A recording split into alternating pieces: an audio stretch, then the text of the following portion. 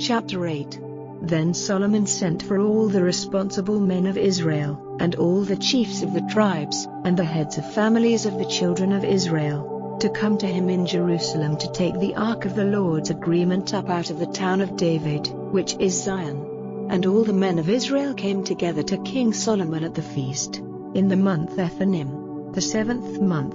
And all the responsible men of Israel came, and the priests took up the ark. They took up the ark of the Lord, and the tent of meeting, and all the holy vessels which were in the tent. All these the priests and the Levites took up.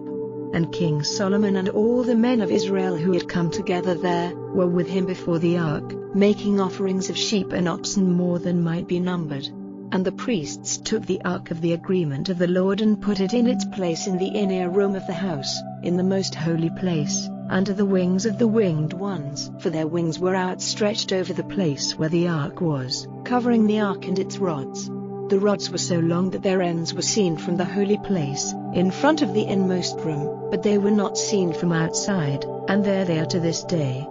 There was nothing in the ark but the 2 flat stones which Moses put there at Horeb, where the Lord made an agreement with the children of Israel when they came out of the land of Egypt. Now when the priests had come out of the holy place, the house of the Lord was full of the cloud, so that the priests were not able to keep their places to do their work because of the cloud, for the house of the Lord was full of the glory of the Lord. Then Solomon said, O Lord, to the sun you have given the heaven for a living place, but your living place was not seen by men, so I have made for you a living place, a house in which you may be forever present. Then, turning his face about, the king gave a blessing to all the men of Israel, and they were all on their feet together. And he said, Praise be to the Lord, the God of Israel, who himself gave his word to David my father, and with his strong hand has made his word come true, saying, From the day when I took my people Israel out of Egypt, no town in all the tribes of Israel has been marked out by me for the building of a house for the resting place of my name.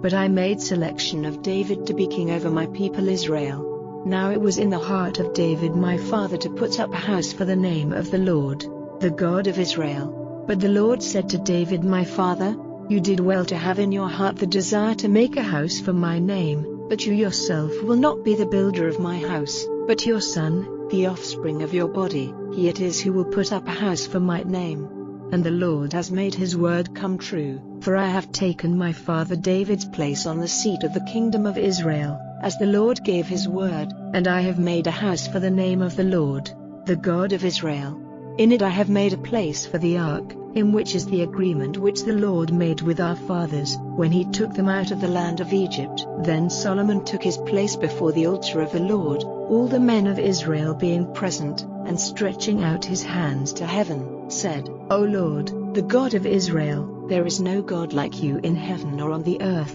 keeping faith and mercy unchanging for your servants, while they go in your ways with all their hearts.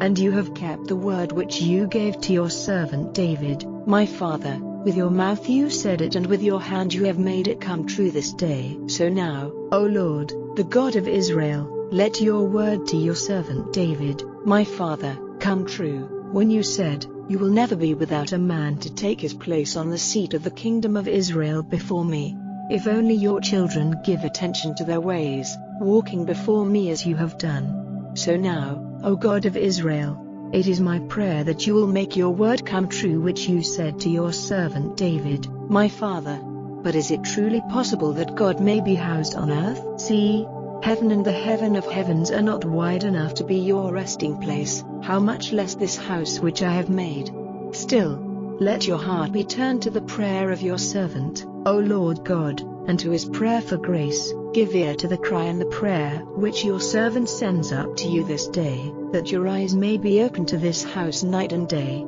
to this place of which you have said, My name will be there, hearing the prayer which your servant may make, turning to this place. Give ear to the prayers of your servant, and the prayers of your people Israel, when they make their prayers, turning to this place. Give ear in heaven your living place, and hearing, have mercy. If a man does wrong to his neighbor, and is to take an oath, and comes before your altar to take his oath in this house, Then let your ear be open in heaven, and be the judge of your servants, giving your decision against the wrongdoer, so that punishment for his sins may come on his head, and, by your decision, keeping from evil him who has done no wrong. When your people Israel are overcome in war, because of their sin against you, if they are turned to you again, honoring your name, making prayers to you and requesting your grace in this house, then give ear in heaven, and let the sin of your people Israel have forgiveness, and take them back again into the land which you gave to their fathers. When heaven is shut up and there is no rain, because of their sin against you, if they make prayers with their faces turned to this place,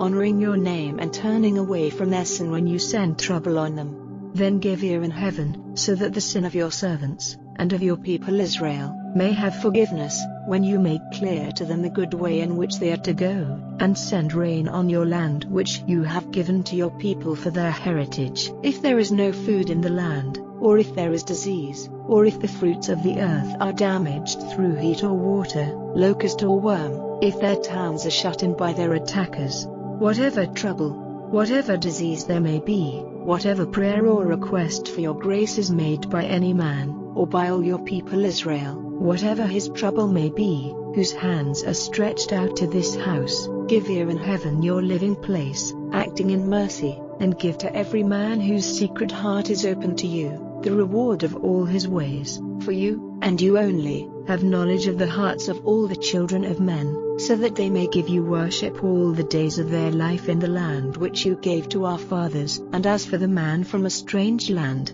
who is not of your people Israel, when he comes from a far country because of the glory of your name, for they will have news of your great name and your strong hand and your outstretched arm, when he comes to make his prayer, turning to this house, give ear in heaven your living place, and give him his desire, whatever it may be, so that all the peoples of the earth may have knowledge of your name, worshipping you as do your people Israel, and that they may see that this house which I have put up is truly named by your name.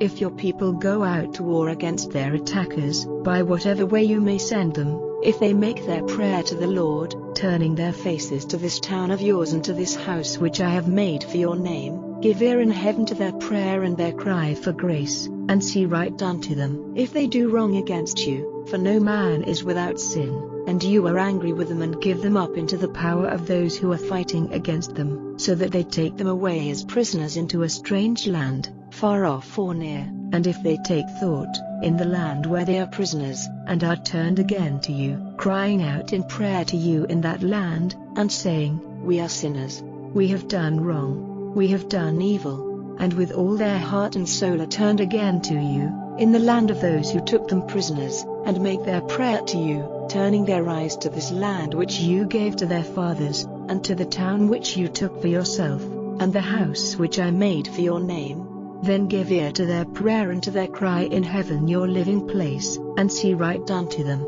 answering with forgiveness the people who have done wrong against you, and overlooking the evil which they have done against you. Let those who made them prisoners be moved with pity for them, and have pity on them, for they are your people and your heritage, which you took out of Egypt, out of the iron fireplace. Let your eyes be open to your servants' prayer for grace and to the prayer of your people Israel, hearing them when their cry comes to you. For you made them separate from all the peoples of the earth, to be your heritage, as you said by Moses your servant, when you took our fathers out of Egypt, O Lord God. Then Solomon, after making all these prayers and requests for grace to the Lord, got up from his knees before the altar of the Lord, where his hands had been stretched out in prayer to heaven, and, getting on his feet, he gave a blessing to all the men of Israel, saying with a loud voice, Praise be to the Lord who has given rest to his people Israel, as he gave them his word to do. Every word of all his oath, which he gave by the hand of Moses his servant,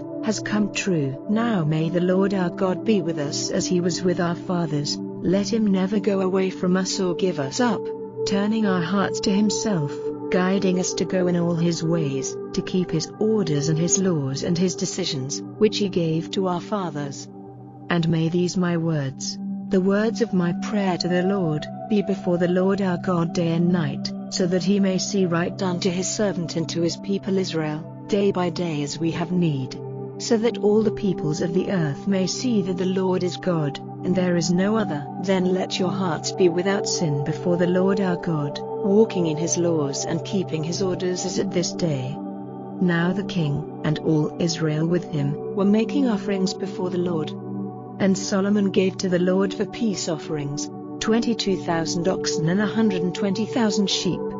So the king and all the children of Israel kept the feast of the opening of the Lord's house. The same day the king made holy the middle of the open square in front of the house of the Lord, offering there the burnt offering and the meal offering and the fat of the peace offerings. For there was not room on the brass altar of the Lord for the burnt offerings and the meal offerings and the fat of the peace offerings. So Solomon and all Israel with him, a very great meeting, for the people had come together from the way into Hamath to the river of Egypt, kept the feast at that time before the Lord our God, for 2 weeks, even 14 days. And on the 8th day he sent the people away, and, blessing the king, they went to their tents full of joy and glad in their hearts, because of all the good which the Lord had done to David his servant and to Israel his people.